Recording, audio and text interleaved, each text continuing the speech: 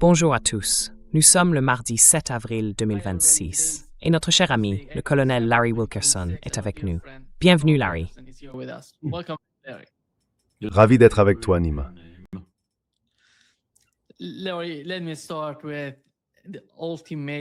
Larry, laissez-moi commencer par l'ultimatum de Donald Trump. Il a déclaré que la date limite était fixée à 20 heures, heure de la côte Est, aujourd'hui. Il a publié « Une civilisation entière mourra ce soir, pour ne jamais renaître. Je ne veux pas que cela arrive, mais cela se produira probablement. » Et Larry, voici le dernier échange que Fox News a eu avec Donald Trump. Ils lui ont parlé il y a quelques instants, et voici ce qu'ils ont rapporté.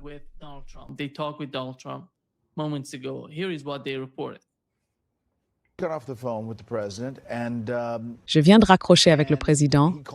Il a appelé et je lui ai dit « Écoutez, si vous deviez estimer les chances, quelle est la probabilité que cela se termine par un accord négocié ?» Il a répondu qu'il ne voulait pas donner de pourcentage, mais il a dit que 20 heures, c'est confirmé. C'est ce qu'il a dit. Il a ajouté que si on en arrive là, il y aura une attaque comme ils n'en ont jamais vu auparavant. Pour l'instant, il maintient cette position. Il a précisé que si les négociations avancent aujourd'hui et qu'il y a quelque chose de concret, cela pourrait changer. Mais à cette heure, il ne voulait pas donner de probabilité. Il a dit qu'il poursuivait les plans qu'ils ont établis. C'est un point très important. Et évidemment, nous pensons tous qu'il s'agit d'un message pour dire « Ne faites pas ça ». Il affirme qu'il ne veut pas le faire, mais pour l'instant, il s'en tient à sa position et dit que cela pourrait bien arriver s'ils ne viennent pas à la table des négociations.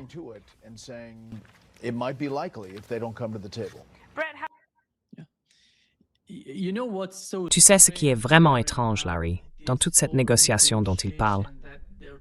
Il n'y a aucune négociation du côté des Iraniens.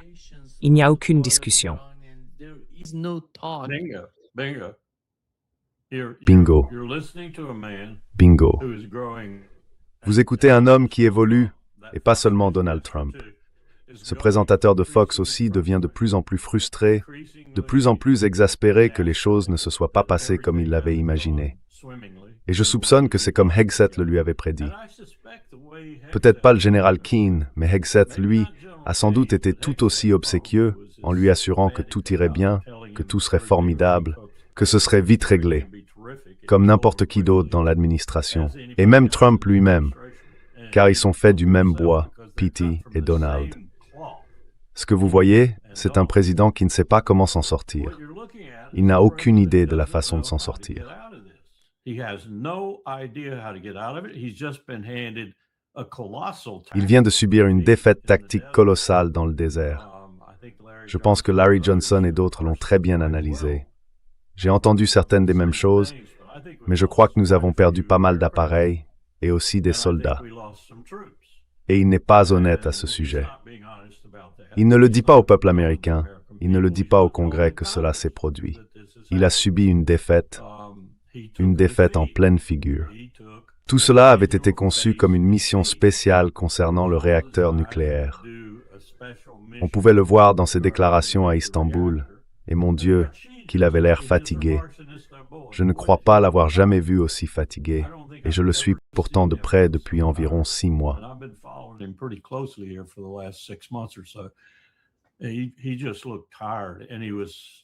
Il avait simplement l'air fatigué. Il ne trébuchait pas sur ses mots, mais il les articulait un peu difficilement et cherchait le bon mot en anglais.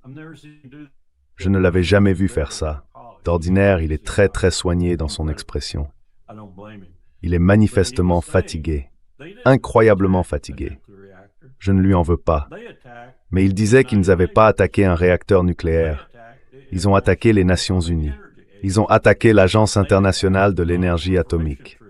Ils ont attaqué le traité de non-prolifération. Ils ont attaqué le droit international. Ils ont attaqué un pays qui respecte tous ses engagements en matière d'énergie nucléaire. C'est cela qu'ils ont attaqué.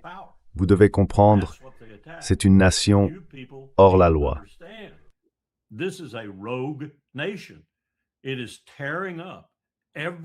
Cela détruit tout ce que nous avons créé dans le monde que nous appelons le droit international, sous vos yeux.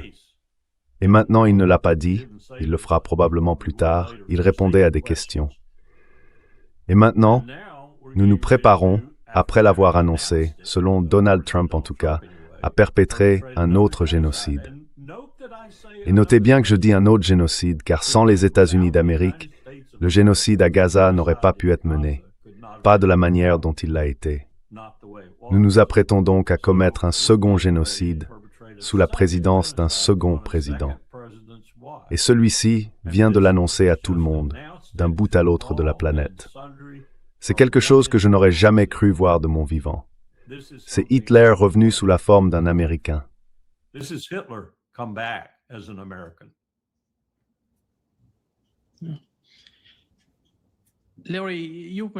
Larry, vous avez mentionné l'opération.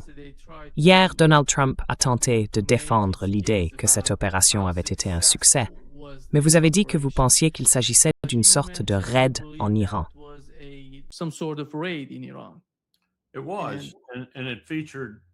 C'était le cas, et cela mettait en scène plusieurs avions C-130, à la fois des ravitailleurs et des transports. Il y avait des Black Hawk, il y avait, comme nous l'avons vu, une couverture aérienne, des F-15 en l'occurrence.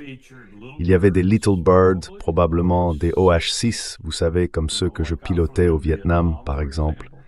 Beaucoup plus modernes et vraiment high-tech aujourd'hui. Mais cela comprenait tout ce que l'on pourrait s'attendre à voir utilisé par Delta ou la SEAL Team 6, ou les deux ensemble. Et cela a échoué. Ça n'a pas fonctionné. Tout ce à quoi je pouvais penser, j'écoutais Larry en parler, mais je l'avais déjà entendu d'un autre homme. Tout ce à quoi je pouvais penser, c'était le désert. Vous vous souvenez du désert sous Jimmy Carter, quand nous avions le grand hélicoptère? Le bus. Les bus? Ouais, ça s'appelait Eagle Claw, je crois. L'opération Eagle Claw. Ouais, et ça a été un désastre. Mais nous l'avons reconnu. Nous avions un président à la Maison-Blanche qui n'allait pas mentir à ce sujet. Nous l'avons reconnu et nous avons annulé l'opération. Nous ne l'avons pas poursuivi. Le Major Meadows est resté coincé en Iran. Je connaissais le Major Meadows. Il a dû s'échapper par ses propres moyens d'Iran parce que c'était lui qui devait les rencontrer à l'endroit où la plupart des otages étaient détenus, leur présenter le site, les guider et tout le reste. Donc c'est un désastre qu'il cache. Il le cache. Je n'ai entendu aucun véritable compte-rendu, ni témoignage, ni quoi que ce soit sur ce qui s'est réellement passé. Je soupçonne aussi que quelques personnes sont mortes.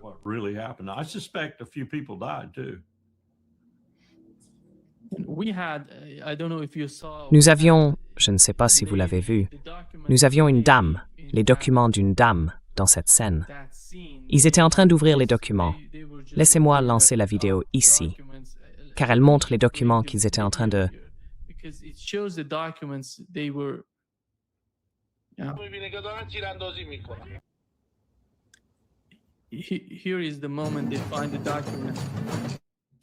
Voici le moment où ils trouvent le document. Vous pouvez voir la dame, Amanda M. Ryder. Plus personne ne parle d'elle. Personne n'a même mentionné son nom aux États-Unis.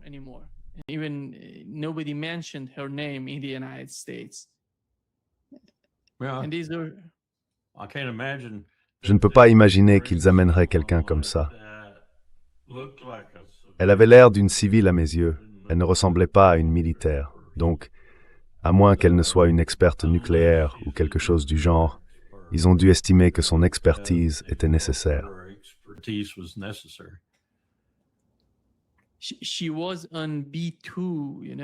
Elle avait un visa B2, tu sais, un visa pour Israël, le visa touristique que les gens utilisent pour aller en visite. Et elle faisait partie de cette opération.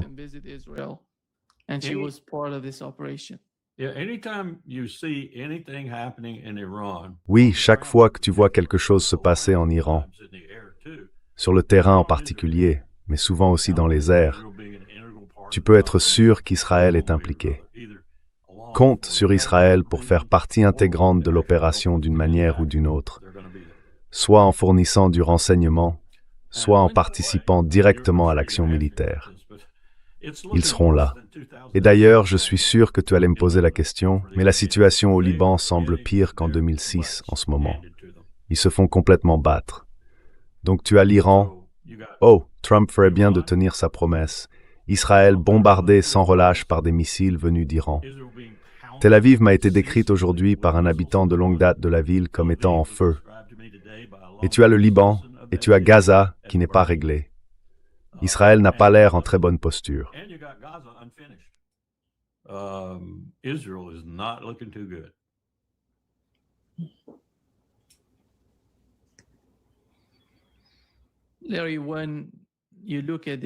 Larry, quand tu regardes la situation en ce moment, Donald Trump, qui parle de mettre un terme, disant qu'une civilisation entière va mourir ce soir, qu'est-ce que ça t'évoque?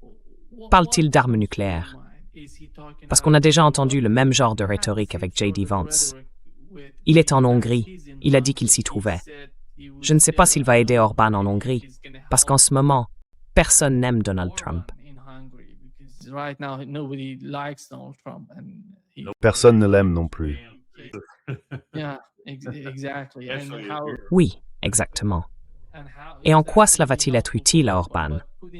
Mais en mettant cela de côté, quand il dit que nous avons des outils qui n'ont pas encore été utilisés, je pense que le seul outil dont il parle est quelque chose d'aussi énorme qu'une bombe nucléaire. Quelle est ton interprétation de cela?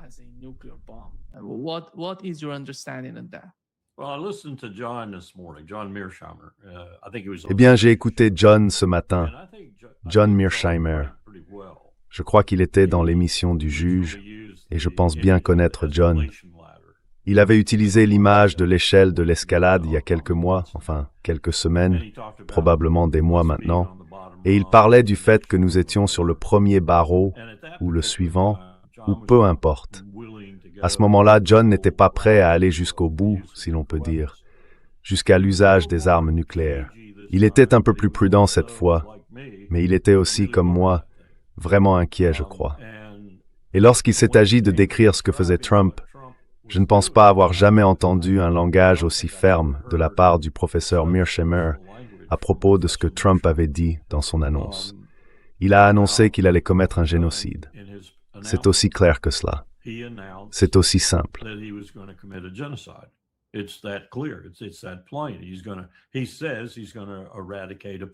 Il dit qu'il va éradiquer un peuple. Eh bien, si l'on prend cette déclaration au sérieux, on n'est pas très loin de l'emploi d'armes nucléaires, car il ne va pas les éradiquer par des moyens conventionnels. C'est tout simplement impossible. Il pourrait s'y acharner pendant 10 ans et il ne les éradiquerait toujours pas. Il pourrait les mettre à genoux et les amener finalement à dire « Vous savez quoi, j'abandonne ». Je ne pense même pas qu'il y parviendra. Même s'il persiste indéfiniment, il finira par manquer de beaucoup de ce dont il a besoin pour le faire. Mais avec des armes nucléaires, ce serait une toute autre dimension, et cela impliquerait la Russie et la Chine, ainsi que plusieurs autres puissances.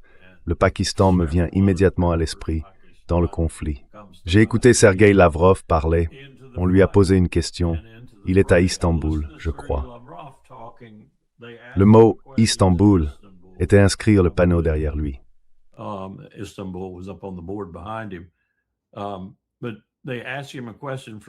Ils lui ont posé une question depuis le public. Croyait-il que la proposition de Bahreïn pour le contrôle du détroit d'Ormuz était une bonne idée? Il n'a même pas hésité. Non, ce n'est pas le cas. Cela me dit qu'ils savent exactement ce que pense l'Iran et que l'Iran sait exactement ce qu'il pense.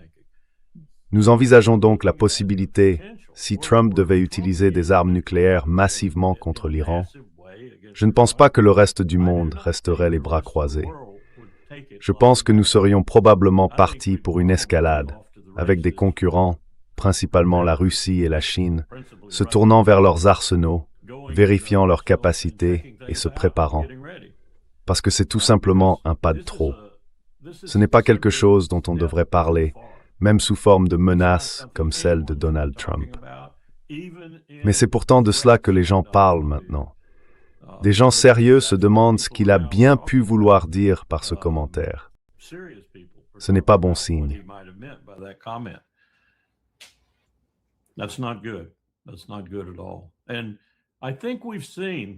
Ce n'est vraiment pas bon du tout. Et je pense que nous avons vu que ce que nous avons actuellement comme président frôle la maniaquerie, frôle la mégalomanie. Nous connaissons le narcissisme, nous connaissons tout ce que les psychiatres et les psychologues ont dit à propos du cas de Donald Trump. Mais je pense que ce que nous voyons maintenant, c'est une véritable mégalomanie. Je pense qu'il a perdu la tête, comme on disait autrefois. Il a complètement perdu la tête, comme on disait autrefois.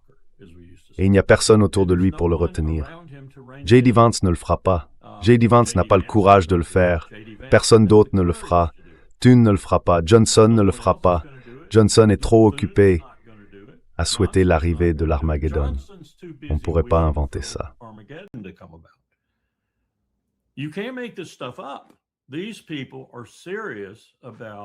Ces gens-là prennent Jésus et cette guerre pour Jésus très au sérieux. Des gens comme Johnson, des gens comme Ted Cruz, et Trump, lui, se moque complètement de Jésus. Je doute même qu'il sache écrire son nom. Mais il s'en sert, et il en est arrivé au point où il a rassemblé derrière lui toutes sortes d'alliés différents. Des brutes, des indifférents, des idiots, des crétins grossiers, des fanatiques religieux. Et il s'est aussi accroché, comme par un cordon ombilical, à la personne dans le monde qui lui ressemble le plus, Bibi Netanyahou. Pas en termes de stupidité, parce que Bibi est plutôt intelligent, mais en termes de crétinisme et de tendance à la mégalomanie, de plus en plus marquée à mesure qu'il devient désespéré face à sa propre situation personnelle. Et il est désespéré maintenant parce que Israël est en train d'être détruit.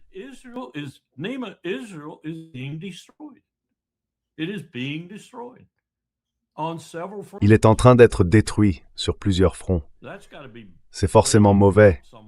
Cela pèse aussi un peu sur Trump, j'imagine, car certains de ces grands milliardaires juifs américains et d'autres ultrasionistes exercent des pressions sur lui quant à ce qu'il doit faire et continuer à faire vis-à-vis de l'Iran. Ils sont derrière lui, le poussant fortement, parce que c'est ce que veut Netanyahou. Il veut que l'Iran soit dans un chaos absolu, désorganisé, en plein désordre, que tous ses missiles balistiques soient repérés et détruits, que tout son uranium soit repéré et détruit. C'est ce que veut Israël. En même temps, il veut le Liban, il veut Gaza, il veut la Cisjordanie, il veut tout Jérusalem. C'est une sacrée combinaison de voleurs et de meurtriers.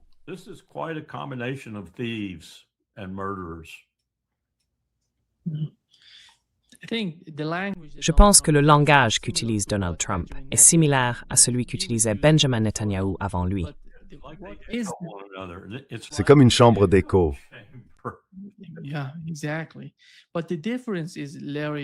Oui, exactement. Mais la différence, Larry, c'est que lorsque tu représentes un pays comme les États-Unis, c'est une énorme responsabilité en tant que président des États-Unis. Ce n'est pas seulement Israël. Maintenant, Netanyahou peut dire ce qu'il veut, mais en tant que président des États-Unis, la manière dont tu t'exprimes est importante. Tes mots, tes émotions. Et c'est extrêmement problématique, parce qu'il voit les États-Unis. Il ne voit pas Donald Trump lui-même, car Donald Trump, en ce moment, est le visage des États-Unis, le principal dirigeant, le chef du pays. En tant que président, il a le pouvoir d'utiliser les bombes nucléaires. C'est pour cela que c'est si important. Personne d'autre n'a un tel pouvoir. Voilà le problème, la principale inquiétude des gens qui écoutent Donald Trump parler de cette manière.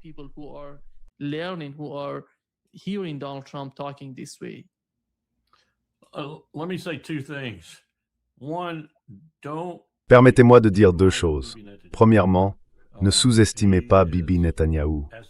Il est aussi dangereux que Donald Trump à sa manière. Il est capable d'utiliser une ou deux armes nucléaires lui aussi. Ce serait amusant, n'est-ce pas? Israël en lançant quelques-unes et les États-Unis quelques autres. Je ne minimise donc pas Netanyahou, ni en ce qui concerne la région, ni en ce qui concerne sa capacité à influencer les relations internationales et la sécurité mondiale. Lorsqu'on les met ensemble, on obtient vraiment une combinaison qui s'alimente d'elle-même, d'un côté puis de l'autre, encore et encore. Et ils se nourrissent aussi de leur propre désespoir. Les deux hommes sont très désespérés en ce moment. Et cela me choque quand je me demande, mon armée permettrait-elle à ce président de lancer des armes nucléaires contre un autre État. Et mon esprit ne peut pas répondre catégoriquement non. C'est une pensée très troublante. That is a very disquieting thought.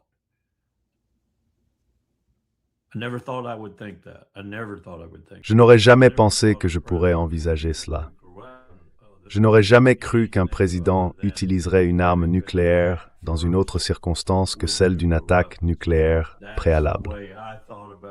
C'est ainsi que je voyais les choses pendant toute la guerre froide. Nous ne prendrions pas l'initiative d'utiliser des armes nucléaires, malgré ce que nous avions fait contre le Japon. Nous ne prendrions pas l'initiative, nous ne ferions que répondre. Et c'est cela, notre dissuasion. C'est pourquoi nous devions posséder beaucoup d'armes, car elles seraient détruites lors de la première frappe, et il fallait en avoir suffisamment pour riposter. C'est ce qui assurait la dissuasion. À présent, comme vous venez de le suggérer, je me retrouve à envisager non seulement que Bibi Netanyahou, un allié majeur hors OTAN en Asie du Sud-Ouest, puisse utiliser une arme nucléaire, mais aussi que nous puissions nous y associer.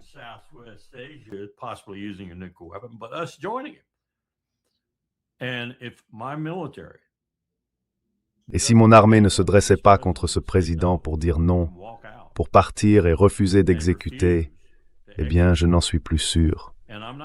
Je n'aurais jamais cru que tant de ceux qui ont exécuté ce que nous avons fait jusqu'à présent l'auraient fait. Je n'aurais jamais pensé que ces navires auraient tiré ces tomahawks sur cette école. Et l'excuse selon laquelle ils ne savaient pas ne tient plus pour moi, car j'ai vu la vidéo de la caméra embarquée montrant ces tomahawks s'approchant de cette école, ce qui est clairement une école. Et d'ailleurs, ils ont attaqué bien d'autres cibles qui constituent tout autant un crime de guerre que cette école. Je n'aurais jamais imaginé que mon armée participerait à cela dans la mesure où elle l'a fait jusqu'à présent. Alors, que dois-je conclure de leur volonté de participer à la destruction d'une autre civilisation par Donald Trump?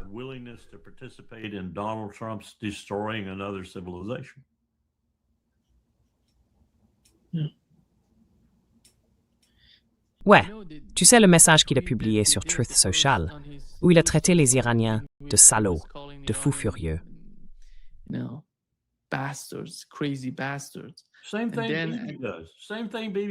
La même chose que fait Bibi. La même chose que fait Bibi. Il faut les rabaisser. Avant de tuer leurs hommes, leurs femmes, leurs enfants et leurs bébés, il faut s'assurer de les rabaisser. Il faut dire qu'ils représentent une menace. Il faut dire qu'ils sont terribles. Tu étais grand autrefois, mais tu ne l'es plus. Tu es terrible maintenant. Il faut faire ça. Mais quand même, notre peuple n'a-t-il pas d'esprit critique?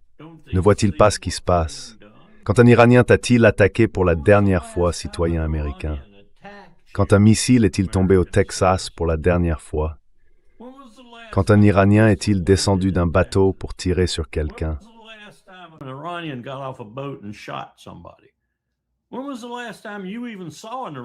Quand as-tu vu un Iranien pour la dernière fois? Si tant est que tu en aies déjà vu un dans toute ta fichue vie. Pourquoi ne nous réveillons-nous pas? Pourquoi ce pays ne se réveille-t-il pas et ne comprend-il pas qu'il n'a pas seulement un tyran, mais un mégalomane comme président, qui est sur le point de, ou peut-être a déjà, déclenché un génocide à Gaza et en déclenche un en Iran, et ira peut-être encore plus loin, jusqu'à l'extrême, avec des armes nucléaires. Maintenant, je ne pense pas qu'il le fera. Je ne ressens pas au fond de moi qu'il va le faire, pas même Donald Trump. Mais le simple fait qu'il y ait une possibilité me trouble profondément. Et la possibilité que mon armée suive le mouvement me trouble encore davantage.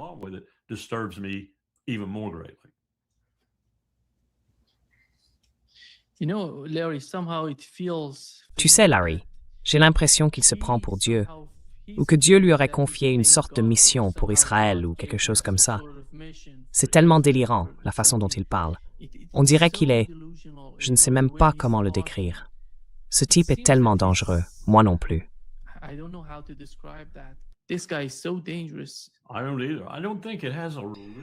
Je ne pense pas que cela ait une connotation religieuse, cependant. Je ne crois pas que Donald Trump ait la moindre fibre religieuse. Mais en ce qui concerne ce que tu décris, tu as raison. Je pense qu'il se prend pour Dieu. I think he thinks he's God.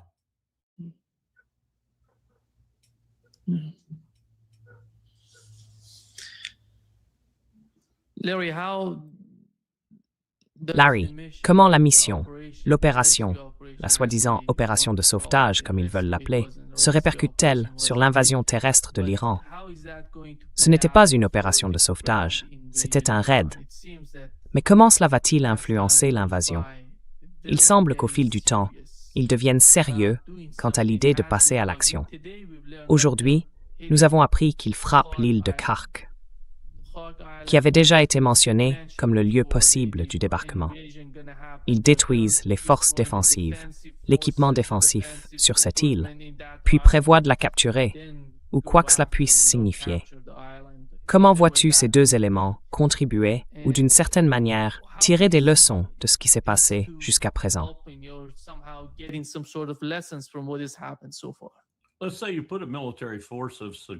Disons que vous déployez une force militaire d'une taille significative, ou même modeste, sur l'île de Khark, l'île interdite. Comment allez-vous réagir? Comment allez-vous la maintenir sur place? Comment allez-vous la soutenir? Comment allez-vous l'approvisionner en eau et en nourriture? Comment allez-vous la ravitailler en carburant? Comment allez-vous réapprovisionner les munitions et tout le reste? Comment allez-vous faire? Parce qu'une fois que votre présence est identifiée, vous devenez une cible. Et l'Iran a démontré qu'il possède une capacité remarquable à frapper n'importe où dans la région. Regardez simplement Bahreïn, par exemple. Ce n'est pas très loin. Donc je ne comprends pas comment vous pourriez faire cela, sauf en détruisant leur installation pétrolière la plus importante.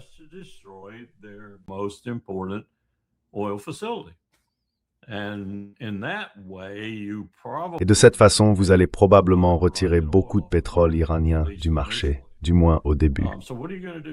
Alors, que ferez-vous ensuite?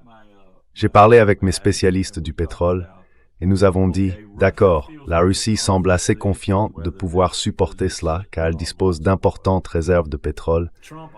Trump, évidemment, pense que les États-Unis peuvent aussi tenir le coup, car il dispose non seulement de ce que nous avons, la plus grande réserve au monde, mais aussi du Venezuela, s'il en a besoin. C'est dans sa poche, vous voyez. Il pense qu'à eux deux, et je serais prêt à parier qu'ils ont eu une conversation téléphonique à ce sujet.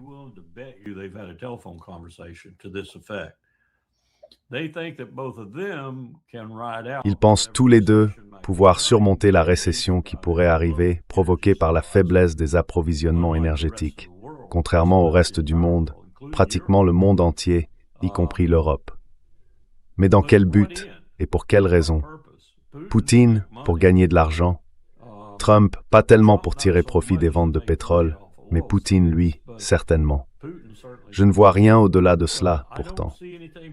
Et pourquoi voudriez-vous, surtout si vous êtes Vladimir Poutine, impliqué comme il l'est maintenant, essayant encore de conclure l'opération militaire spéciale, pourquoi voudriez-vous que le monde souffre aussi dramatiquement pendant que vous, en apparence, vous en sortez bien? Je veux dire, je ne comprends tout simplement pas cela, surtout compte tenu de tous les liens que nous avons aujourd'hui et du besoin qu'a un pays des produits, de la production, de l'autre, et inversement. Je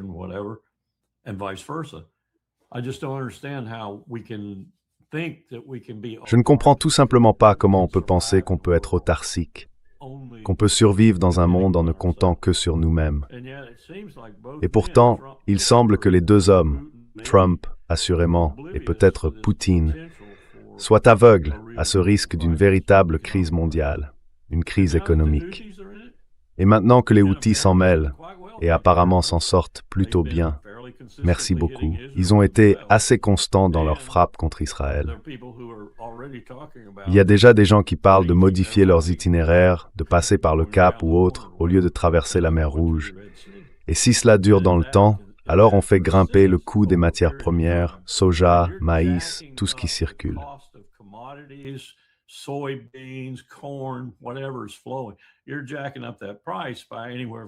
Vous faites grimper ce prix de 2% ou 3% jusqu'à peut-être 11% ou 12% selon la marchandise, la distance qu'elle doit parcourir et les coûts supportés par les transporteurs.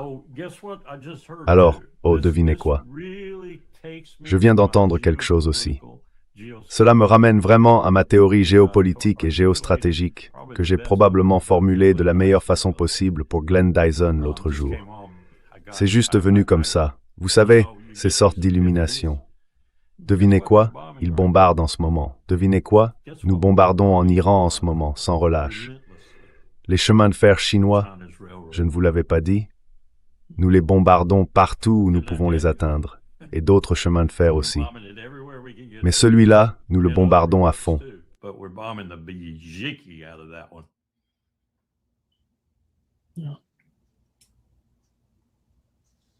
Oui. Larry, voici quelques photos de ce qui s'est passé en Iran.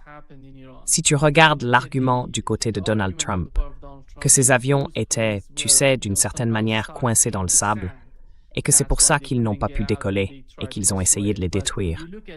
Mais si tu regardes la photo numéro 6, tu peux voir ce qui s'est passé, la déformation en Iran, les dégâts subis par l'avion. Et puis sur la photo numéro 5, tu peux voir qu'il a dû y avoir une sorte de crash. L'appareil a dû heurter le sol d'une manière ou d'une autre.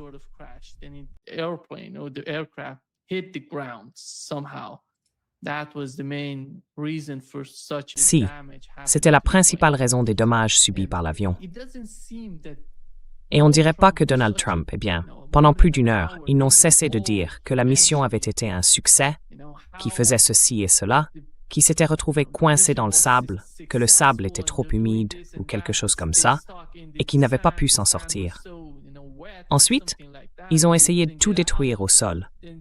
Ça ne ressemble pas à Donald Trump passant plus d'une heure à expliquer chaque détail de ce qui s'est passé. On dirait plutôt un scénario écrit, je ne sais pas, par Pete Hegseth pour lui.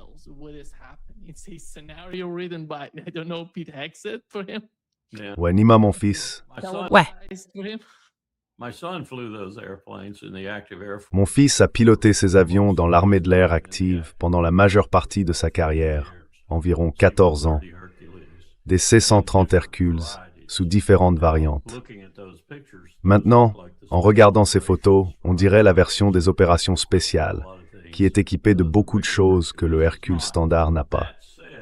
Cela dit, le Hercule est l'un des meilleurs avions au monde pour transporter du fret, des troupes, des parachutistes, pour atterrir sur des pistes non préparées et ce genre de choses. Les versions des opérations spéciales sont très robustes pour ce type de mission. Donc, soit ils avaient de très mauvaises informations sur la nature du sol et la zone d'atterrissage, soit il s'agissait de dégâts causés par l'ennemi, ou peut-être un peu des deux.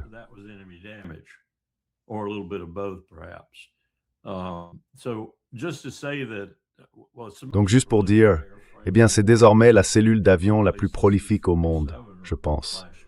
Elle a remplacé le C-47 ou DC-3 comme la cellule la plus utilisée au monde. Et les nôtres sont très sophistiqués maintenant, le modèle J par exemple. Et ce modèle-là, pour les opérations spéciales, est un avion très sophistiqué. Donc à mon avis, en tant que professionnel militaire, il s'est passé autre chose que du sable mouillé.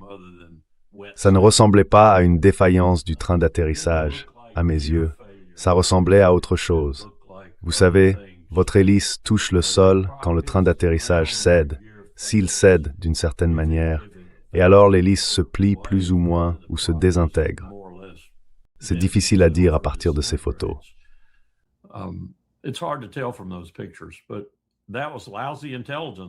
Mais c'était un renseignement de piètre qualité si vous atterrissiez quelque part pour rester coincé dans le sable. Nous n'avons même pas fait ça pendant Eagle Claw. Pendant Eagle Claw, nous ne savions même pas ce que nous faisions. Et nous avons mélangé les services. Nous avions des pilotes d'un service qui pilotaient les hélicoptères d'un autre. Absolument stupide. L'une des raisons pour lesquelles nous avons créé Delta par la suite, c'était justement pour ne pas répéter ce genre d'erreur. Et pourtant, on ne voyait pas ce type de choses. Ce qui s'est passé pendant Eagle Claw, c'est que dans le sable, un de ces énormes hélicoptères monstrueux volait en stationnaire avec un pilote qui n'était même pas habitué à cet appareil. On appelle ça un white-out dans la neige. Dans le sable, on dit « sans doute ». On ne voit plus rien. On crée ce nuage de sable autour de soi et on ne voit plus.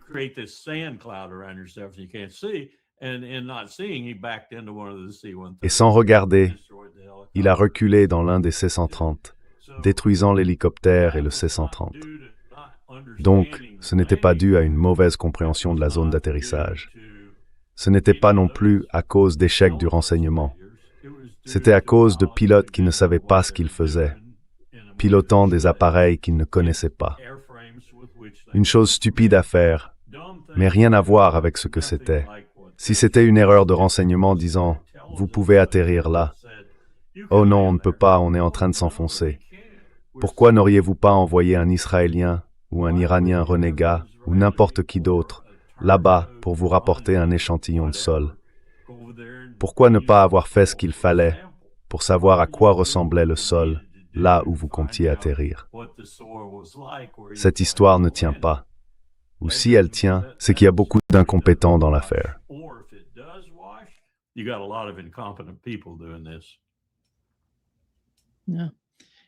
Ouais, tu sais, Donald Trump a dit dans sa dernière publication que Dieu bénisse le peuple iranien après avoir, tu sais, détruit la civilisation en Iran. Puis à la fin, c'est comme « Je vais détruire, mais que Dieu te bénisse. » Oui, exactement. Et puis tu sais, ce que le général Keane a dit hier, Larry, était assez incroyable, parce que tout l'argument en faveur de frapper l'Iran, c'était qu'on allait aider le peuple iranien, qu'on allait le libérer. Mais le général Keane a dit hier que chaque Iranien possédant un petit pistolet ou un fusil nous tirait dessus pendant cette opération. Tu vois, c'est totalement différent de ce qu'on avait entendu jusqu'à présent de la part de l'administration.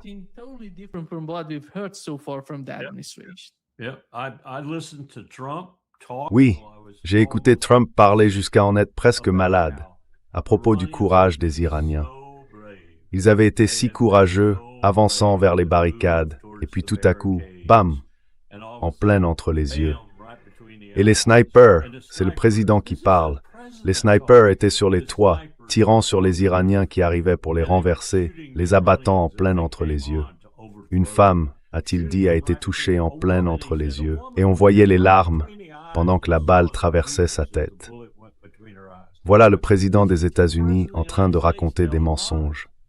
Mais je ne pense pas qu'il les ait inventés de toutes pièces. Je crois que quelqu'un lui a raconté ces salades. Certains de ces gens, comme les Moudjahidines du peuple, la famille Pavlovi, peu importe, ou encore le Mossad ou la CIA, ils lui ont dit que c'était un soulèvement et qu'il aurait réussi si les snipers du CGRI, des milliers d'entre eux, n'avaient pas été postés sur ces immeubles à tirer sur les gens.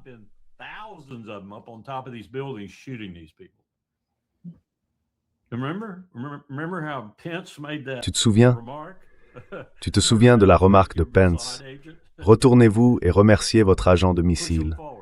Poussez-les en avant, faites-les avancer, faites-les se faire tuer, tu vois? Mais Trump traitait ça comme s'il s'agissait d'une véritable révolution en cours. Et ces Iraniens, assoiffés de sang au gouvernement, les ont tous abattus. C'est comme ça qu'il présentait les choses. Maintenant, s'il croit ça, s'il le croit vraiment, alors il a en quelque sorte une motivation pour faire ce qu'il fait. Pas pour commettre un génocide, pas pour faire ce qu'il a fait, mais, je veux dire, qui lui ment à ce point, qui lui sert ses salades, et qui ne le détrompe pas. Je vais te dire qui ne le détrompe pas. Cette garce, Tulsi Gabbard.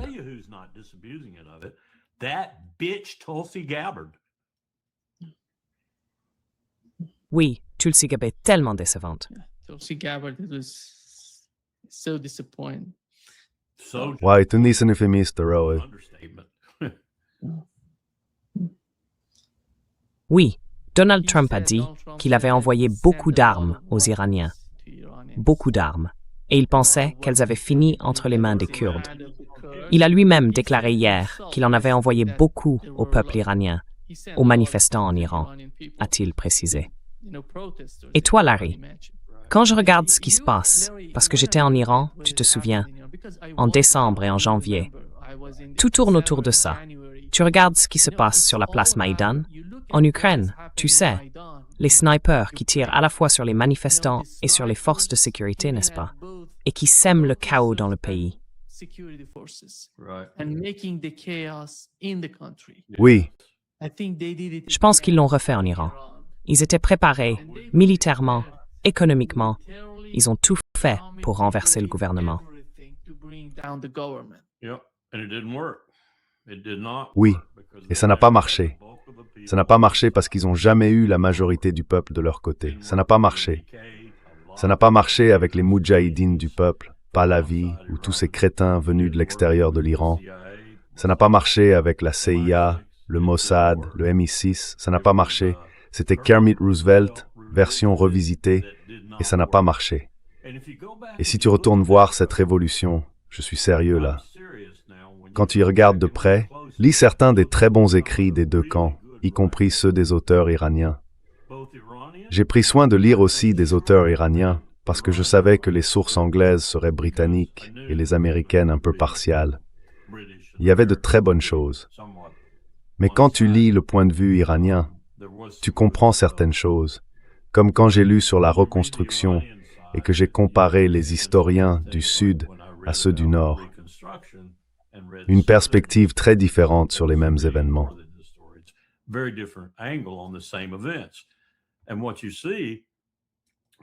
Ce que l'on voit, très clairement je pense, c'est la raison pour laquelle Kermit Roosevelt a réussi le coup d'État qui a renversé Mossadegh lors de la deuxième tentative. La première tentative avait échoué. Kermit disait même au siège de la CIA « Je m'en vais, je ne vais pas continuer ». Et ils l'ont convaincu de rester et d'essayer à nouveau. La raison pour laquelle la deuxième tentative a fonctionné, c'est à cause de Mossadegh. Il ne voulait pas voir son peuple mourir autour de lui comme il mourait. Et il mourait exactement de la manière que vous venez de décrire. Ce n'étaient pas des Iraniens qui les tuaient. C'étaient les gens que la CIA avait engagés, amenés et grassement payés pour les tuer. C'est eux qui les tuaient. Et il a dit « Arrêtez, je vais démissionner, je pars ». C'est ainsi que ce coup d'État a réussi, parce qu'un dirigeant iranien ne voulait plus voir son peuple mourir.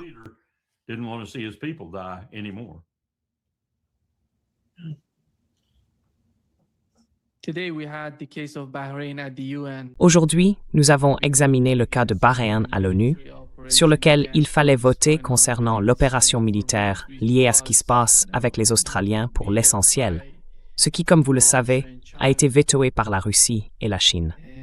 Et personne ne peut croire qu'il s'agissait d'une initiative bahreïnienne. Ce sera les États-Unis, avec l'Arabie saoudite, une initiative de ces deux pays, ou peut-être d'Israël.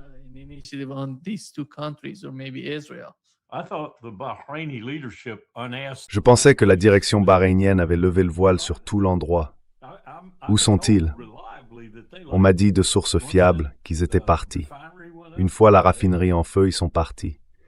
Donc ils doivent être, à New York ou quelque chose comme ça? Je soupçonne qu'ils gèrent leurs affaires en dehors de Bahreïn, parce que, enfin, d'après mes informations, les membres de la famille royale sont simplement partis, ce qui m'a fait me demander pourquoi le peuple ne reprend pas le pays maintenant qu'ils sont partis. Je suppose que c'est parce qu'ils ont laissé une partie de l'armée sur place.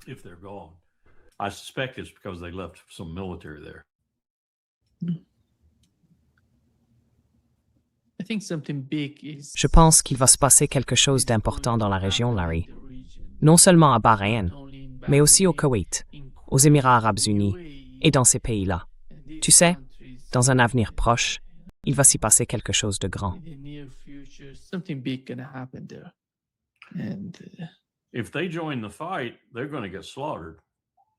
S'ils se joignent au combat, ils vont se faire massacrer. C'est mon avis. Les Perses vont les dévorer. Je veux dire, c'est mon avis.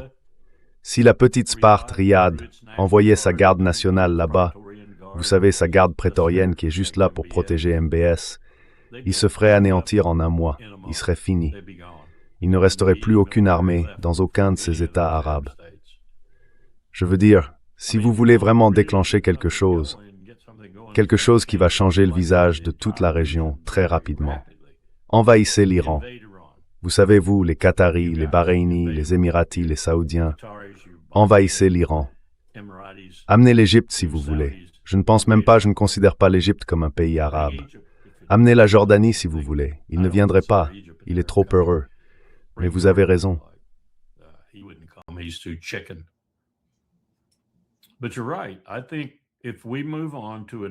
Je pense que si nous passons à un autre niveau de cible, un autre ensemble de cibles, ce que l'Iran a dit qu'il allait faire, tout en restant très circonspect sur la manière dont il compte s'y prendre, et qu'il frappe ce niveau avec la même dévastation que le premier, alors nous aurons à coup sûr une récession mondiale, voire une dépression mondiale.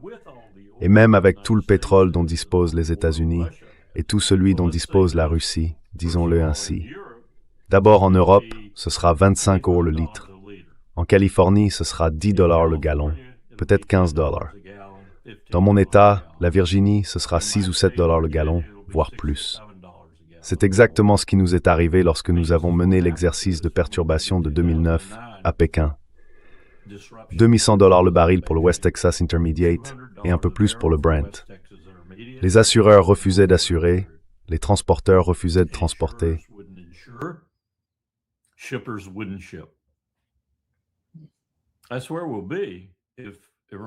C'est là que nous en serons si l'Iran se rend à Ras Tanura, puis plus loin en Arabie Saoudite, et détruit réellement ses installations et raffineries pétrolières d'une précision remarquable, et qu'il tue probablement un certain nombre de membres d'équipage, car il est presque impossible de l'éviter, ceux qui se trouvent dans le complexe au moment de la frappe de missiles. Vous savez, ils ont été très prudents à Prince Sultan, au Kurdistan, là où ils ont frappé l'installation du Mossad israélien et du MI6. Ils ont été très prudents pour ne toucher que les personnes qui s'y trouvaient, ou seulement les avions appartenant aux États-Unis. Il y a eu quelques victimes collatérales, mais ils ont été très prudents. Comparé à nous, ils ont été extrêmement prudents. Je ne pense pas qu'ils le seront cette fois. Je pense qu'ils vont tout lâcher. Si j'étais le roi de Jordanie, je ne suis pas sûr que je dormirais dans mon palais.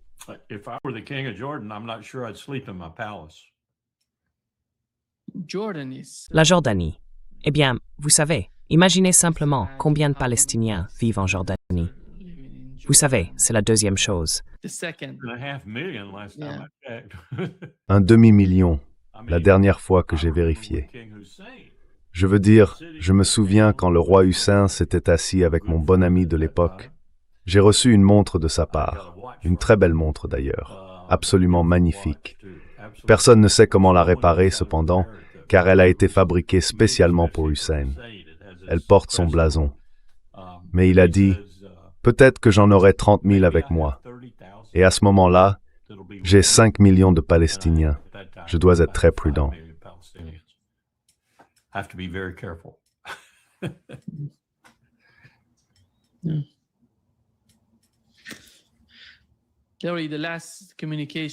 Gary, la dernière communication, la dernière réponse des Iraniens remonte à 2 jours, car aujourd'hui nous avons appris qu'en réalité, c'était avant-hier. Aujourd'hui, ils ont annoncé qu'ils annulaient toutes les communications avec la NSA via le Pakistan, la Turquie, et ainsi de suite. Il ne se passe plus rien pour le moment. Aucune communication, aucune lettre, aucun message, rien.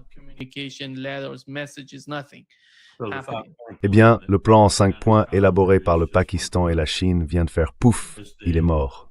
Je m'en doutais.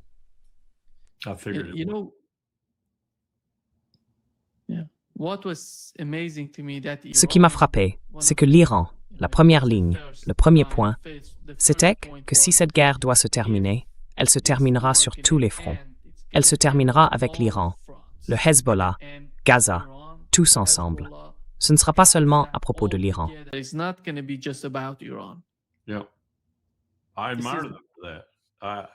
Je les admire pour cela. Je les admire d'être ainsi. Ce sont les seules personnes au monde à se lever pour les Palestiniens. Tout comme Cyrus le Grand s'est levé pour les Juifs, eux se lèvent pour les Palestiniens. Maintenant, on peut dire que c'est par intérêt personnel, on peut dire ce qu'on veut, mais ce sont les seules personnes au monde, à part les Houthis, à se lever pour les Palestiniens. except for the Houthis, Yeah. standing up for the Palestinians.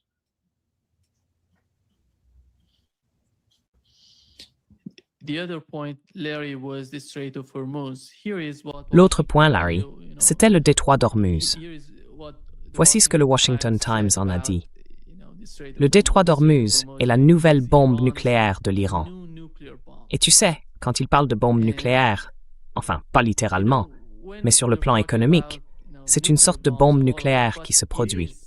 C'est pour cela que la situation rend Donald Trump si désespéré, parce qu'il n'est plus aux commandes.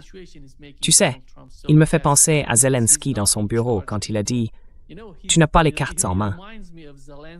En ce moment, Donald Trump est à peu près dans la même position. Right now, Donald Trump is pretty much in the same position. I've been kind of waiting. J'attendais un peu qu'Aragchi utilise cette expression. Il est trop gentleman pour le faire. He's too much. J'attendais qu'un jour il regarde simplement la caméra et dise « Le président des États-Unis n'a pas les cartes en main ». The United States does not have the cards.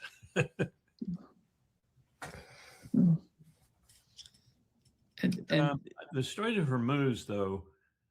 L'histoire d'Ormuz, cependant, comme nous l'avons découvert en 88 et 1989, lorsque nous y étions étroitement impliqués au sein du Pacific Command, est une arme à double tranchant à bien des égards, voire à triple ou quadruple tranchant, car de nombreux éléments y sont affectés. Et si la situation en vient au point de provoquer une véritable dépression mondiale, alors le monde entier se mobilisera pour l'ouvrir. Je veux dire, peut-être un navire britannique, un navire allemand, un navire italien, mais ils descendront là-bas et essayeront de l'ouvrir. but the reality is that Mais la réalité, c'est que le détroit n'est pas fermé. C'est la réalité. Je comprends. Ils ont laissé passer le pétrolier français.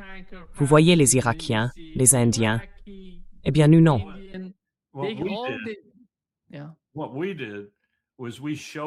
Ce que nous avons fait, c'est sécuriser le passage du détroit, qui était essentiel, en pratique.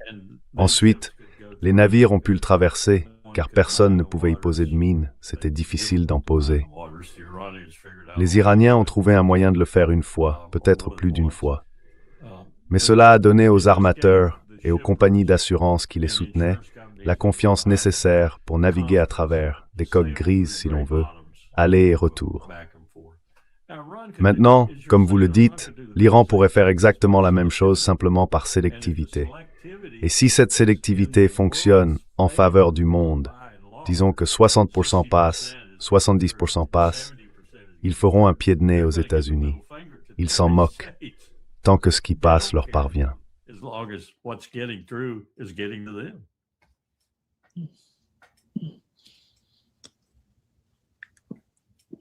Larry, penses-tu que la fin de l'OTAN approche? Done. It's over. It's finished. C'est fait, c'est terminé, c'est fini. Ces gens à Bruxelles sont juste assis là avec leurs étoiles sur les épaules, à bavarder, à manger du chocolat et à boire du café. C'est tout ce qu'ils font. L'OTAN, c'est fini, c'est grillé, c'est terminé. Il ne reste plus qu'une série d'élections en Allemagne, en France, en Angleterre, en Grande-Bretagne, probablement en Norvège, probablement en Suède, pour en amplifier les effets, pour enfoncer le clou, parce qu'ils vont comprendre. Et je dois dire que Poutine pourrait perturber cela. Il pourrait troubler l'élan avec lequel il réussit son deuxième objectif stratégique, veiller à la désagrégation de l'alliance de l'OTAN. Il pourrait faire quelque chose dans ce corridor sud qui réveillerait certaines personnes en Europe, leur faisant comprendre qu'il n'est peut-être pas tout à fait ce qu'il prétend être et qu'elles doivent rester sur leur garde.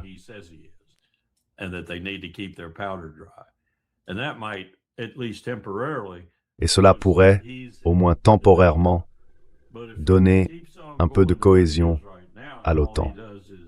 Mais si les choses continuent comme elles le font actuellement, et que tout ce qu'il fait, c'est consolider ce corridor sud et prendre Odessa, peu importe combien de personnes il lui faut pour y parvenir, et il ne s'en sort pas très bien, s'il y parvient, et je pense que c'est inévitable, si le peuple russe reste derrière lui et qu'il maintient ses forces intactes, alors il prendra Odessa. Ensuite, Zelensky se retrouvera à la tête d'un pays qui n'aura plus rien, en réalité. Il n'aura plus d'accès à la mer, Il sera totalement dépendant de la Russie pour y accéder. Il y aura des partisans partout dans cet État ukrainien qui feront vivre l'enfer aux Russes.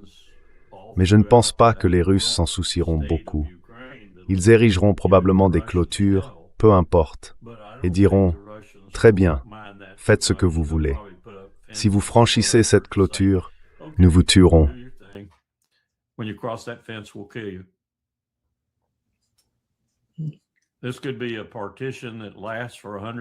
Cela pourrait être une partition qui dure 100 ans. Je veux dire, pensez à toutes les partitions qui ont existé en Europe au cours des 1000 dernières années.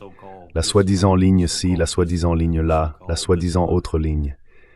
Je n'ai pas beaucoup d'espoir que l'Europe parvienne à se stabiliser de sitôt. La clé sera l'Allemagne, bien sûr. La clé sera l'Allemagne. Qui feront-ils venir après ce groupe actuel d'imbéciles? Et qui élaborera leur politique étrangère et de sécurité? Et qui remettra leur économie sur pied? Et avec qui s'allieront-ils pour y parvenir? Il n'y a qu'une seule réponse à cette question, elle se trouve à Moscou. Peut-être que cette élection avec Viktor Orban, même s'il est battu, nous montrera quelque chose. Je ne sais pas. Je ne sais pas. Mais une chose que je sais, c'est que l'Europe ressemble bien plus à l'Europe des années 1930 qu'à celle des années 1960.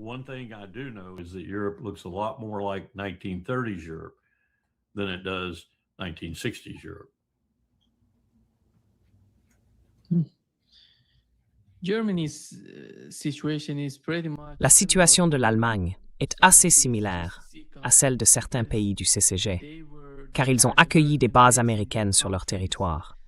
Et avec la guerre en Ukraine, ainsi que ce qui s'est passé avec le gazoduc Nord Stream, à quel point cela a été dévastateur pour l'économie, cela semble comparable à ce qui se passe dans les pays du CCG. Avec les bases américaines présentes depuis si longtemps, Larry, ils ont tout financé dans leur propre pays.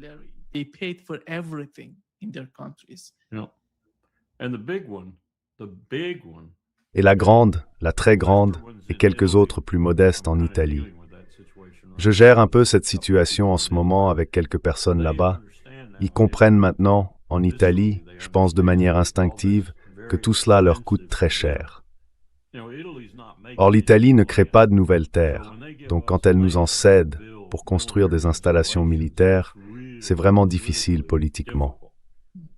Ils ont maintenant découvert que la plupart des terrains qu'ils nous ont donnés au cours des 10, 15, 20 dernières années pour construire des dépôts, des points de stockage de munitions et ainsi de suite, sont destinés à l'Asie du Sud-Ouest, à Israël, et non à l'OTAN. C'est donc un problème qui va se développer et qui nous poussera probablement ou exercera une pression pour nous pousser à quitter l'Italie et Rammstein, qui est indispensable à cette stratégie pour directement la Chine.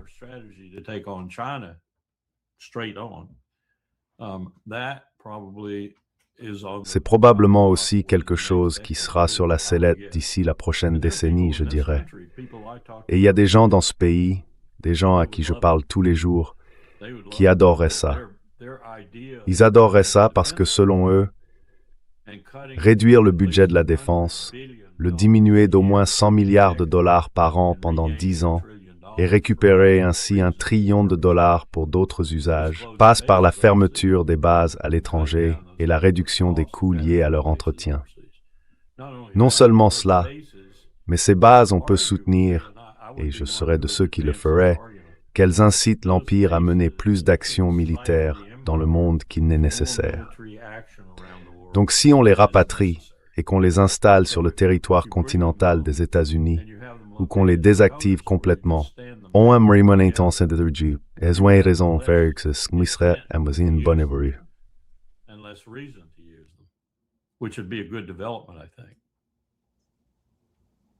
Ouais.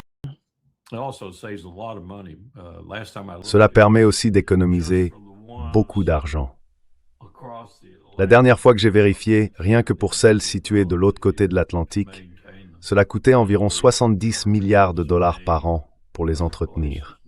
En Italie, en Allemagne, en Espagne, ailleurs, en Norvège.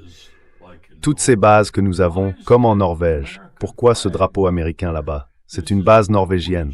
Je vois le drapeau norvégien. Eh bien, ce sont les Américains là-bas. C'est la même chose que ce que nous faisons en Israël. Same thing we do in Israel. I think the end of NATO would be Je pense que la fin de l'OTAN serait extrêmement bénéfique pour les pays européens, car ils n'ont pas vraiment leur propre politique étrangère. Leur politique étrangère a été définie par l'OTAN, par les politiques de l'OTAN depuis si longtemps. Cela pourrait marquer une nouvelle ère pour les pays européens. a new era for European countries. Yes, and it made sense for it to be that way. Oui, et c'était logique que ce soit ainsi à l'époque où tout le monde pensait que l'URSS était ce grand ennemi monolithique, doté de l'arme nucléaire. Nous savons maintenant, grâce aux historiens qui ont consulté les archives russes et travaillé avec des historiens russes, que nous avons inventé une bonne partie de tout cela afin de maintenir et de faire croître le complexe militaro-industriel. Nous avons inventé beaucoup de choses à propos de l'URSS, mais nous n'avons pas inventé leurs armes nucléaires. Donc c'était, vous savez, un adversaire redoutable à cet égard. Mais elle n'existe plus. Et je ne pense pas que Poutine ait des visées sur d'autres pays que celui qui a eu un impact sur sa sécurité nationale, l'Ukraine. Et il n'avait même pas de visée sur toute l'Ukraine, seulement sur la partie qui touchait à sa sécurité nationale le long de sa frontière. Nous avons vraiment tout gâché sur ce coup-là. C'était nous. C'est nous qui avons fait ça. Nous avons tout fait. And that was us. We did that. We did all of that. Larry, there is a website today was announced in Iran. In this web, Un site web a été annoncé aujourd'hui en Iran. Sur ce site, les gens peuvent s'enregistrer en déclarant qu'ils sont prêts à mourir pour l'Iran dans cette guerre parce que Donald Trump, d'une certaine manière, eh bien, le président iranien s'est lui-même inscrit sur ce site et l'a partagé sur X. Et voici la réaction de Candace Owens à ce qu'il a fait. Voici ce qu'elle a dit, Larry. Laisse-moi juste monter le son. Oui. Elle dit que le président iranien publie qu'il est prêt à sacrifier sa propre vie pour son peuple. Donald Trump, lui, était prêt à sacrifier Charlie Kirk et est prêt à sacrifier chaque vie et chaque moyen de subsistance américain pour le grand Israël. Qui est l'animal, au juste? Parce que Donald Trump traitait aussi les Iraniens d'animaux.